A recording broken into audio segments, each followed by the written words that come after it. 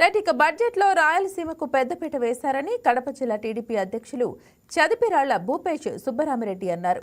రాయలసీమలో హార్టికల్చర్ అభివృద్ధికి 30,000 కోట్ల నిధులు ఇచ్చారని గుర్తు చేశారు. అలాగే కడప జిల్లాలో జిందాల్ స్టీల్ ప్లాంట్ను 25,000 కోట్లతో నిర్మించడానికి త్వరలో శ్రీకారం చుట్టబోతున్నారని, ప్రొద్దుటూరులో 75 కోట్లతో ప్రభుత్వ మెడికల్ కాలేజీ కూడా నిర్మాణం చేపడుతున్నట్లు భూపేష్ సుబ్బరామిరెడ్డి చెప్పారు. ఈ నెల 22న కడప జిల్లా పార్టీ కార్యాలయం శంకుస్థాపన చేస్తామని తెలిపారు.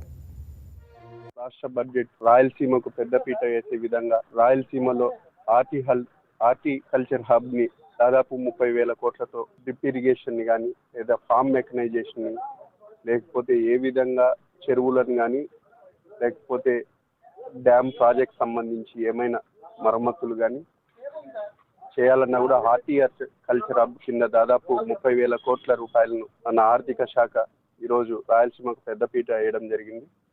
దాంతో భాగంగా కడప జిల్లా సంబంధించి జిందాల్ స్టీల్ ప్లాంట్ కూడా 25 కోట్లతో మౌలిక వసతులు కల్పించే విధంగా రానున్న 2-3 నెలల్లో మన ముఖ్యమంత్రి వర్యులు చంద్రబాబు నాయుడు గారు కడప జిల్లాకు వచ్చి శంకుస్థాపన కూడా చేయబోతున్నారు.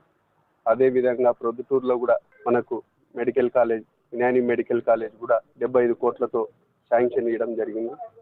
ఇట్లా కడప జిల్లాకు పెద్దపీట వేయడం, రాయలసీమకు పెద్దపీట వేయడం ఈరోజు చాలా సంతోషకరమైన పరిస్థితి ఉంది. అదేవిధంగా ఈరోజు మా పార్టీ తరఫున కూడా ఈరోజు ప్రతి జిల్లాలో పార్లమెంట్ కమిటీ తరఫున పార్లమెంట్ సెగ్మెంట్లో ఒక ఆఫీస్ కూడా ఏర్పాటు చేసుకోవడం, మా యువ నాయకుడు నారా లోకేష్ బాబు గారు కూడా దీన్ని పూర్తిగా తన చేతులతో పర్యవేక్షణ చేస్తూ పూర్తిగా దీన్ని ఏ విధంగా త్వరగతిగా పూర్తి చేయాలని కూడా ఉన్నారు. దాంతో భాగంగానే ఈరోజు ఇక్కడికి వాస్తు చూని కూడా మా పార్టీ సంబంధించి జయరాం రెడ్డి గారు కూడా రావడం జరిగింది. ఆర్కిటెక్ట్ వాళ్ళు కూడా వచ్చి త్వరగా ఈ కార్యక్రమాన్ని ఆఫీస్ని కూడా పూర్తి చేసుకుంటామని కూడా ఈ సందర్భంగా తెలియజేస్తున్నారు.